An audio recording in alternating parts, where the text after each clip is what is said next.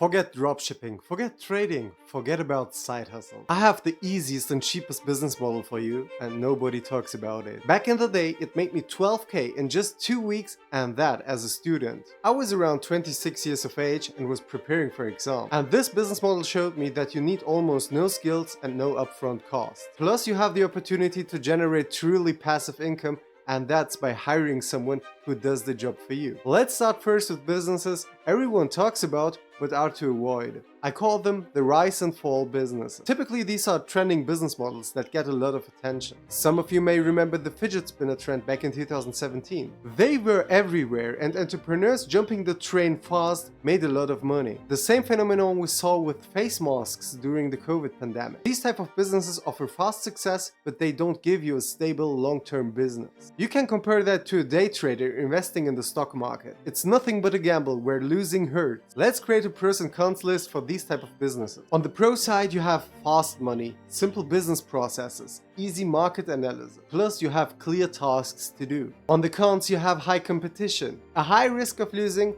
and complex tax boundaries. In many countries like Germany, in the UK, in the US, if you have just a few strong months, the tax office will actually assume that it's your new norm. They make you prepay taxes based on your performance, and that even if your income drops. So you might owe thousands even if your business falls apart because you're stuck to a trend. So there is no longevity in trending business. And demand can slow down from one day to another, so you have no stability. Plus, team building and outsourcing becomes difficult, especially if you want to create a business that runs without you. Given all of these points, you should focus on creating a stable business. Think of it like investing in ETFs. So whether the market goes up or down, ETFs will not be affected that much. This brings us to the consulting business model I want to talk about in this video, which always works. When talking about business, many people think about selling a product or service to the end customer. This is called the business to customer. But our consulting model will focus on selling your product or service to other businesses.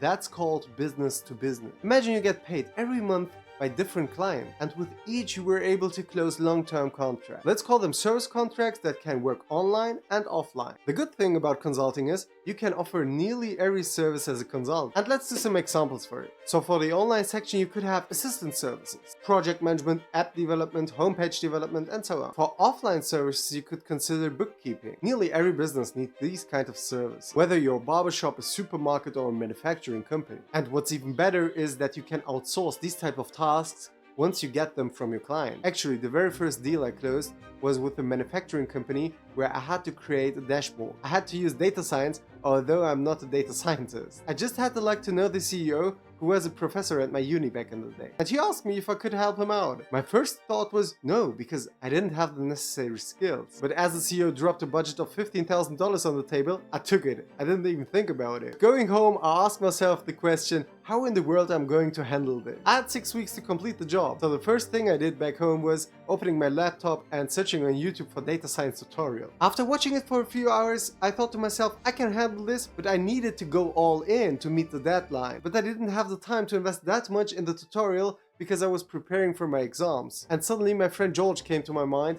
as he was a data scientist. I called him, explained him the task, and asked him how much money he wanted for doing the job. And by the way, I told him that he had only 1 week to complete the job, which he accepted. By doing that, I made a profit of 12k before tax. Plus, I was able to submit my first version of the product in just 1 week to the client. The client asked for a few revisions. I expected that. But all of his requests, I just forwarded it to George. He fixed it. I delivered the final product to the client. I got paid. Client was happy, I was happy, and afterwards I paid George, so he was happy too. That experience opened my eyes back in the day, as I had understood that I hadn't to do everything on my own. It made me work on the concept more in detail, and I came up with a roadmap. First part of our roadmap is that you sign up to freelancing platforms like Upwork or Fiverr. I would even suggest create different accounts on services that you think you could handle. You don't need to be an expert, as in the first phase, we will only focus on finding clients. Find just 4 to 5 different clients in different niches. Negotiate with them on time and budget like you would usually do. If you don't know what you're even talking about with your client, don't worry about it.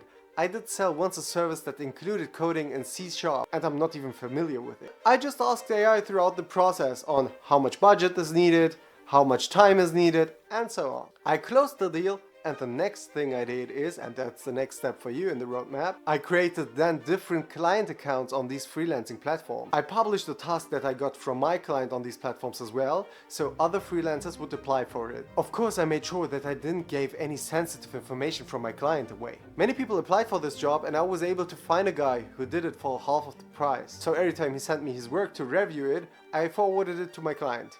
Plus I put my company logo on it. The client had some revisions, I forwarded it to the freelancer. Same concept. After you get accustomed to this process, I can just recommend you to build a network of trusted freelancers. Because throughout the first process, you'll not only meet paying clients, you'll also meet capable freelancers. That's actually a challenge in the current freelancing market. Also, I can recommend you to create a list with contact details and the project you were working on. This becomes more important than you think because most freelancers tend to oversell this service. As you try to get high-paying clients, so do they. That's important to focus on a few things like work with sole freelancers, not with agencies. Compare the compensation structure which you are giving to the freelancer based on their geolocation. And focus on newer profiles which aren't established yet. And now comes the next point in our roadmap, and that's to work with clients based on your location. Don't focus on customers on these freelancing platforms, because most of them are probably abroad and they don't have high budgets. Instead, do a quick Google search of companies that are near you. By following these steps, you already know which types of services you can handle. Plus, you have built up a network of freelancers which are just waiting for you to give them a job.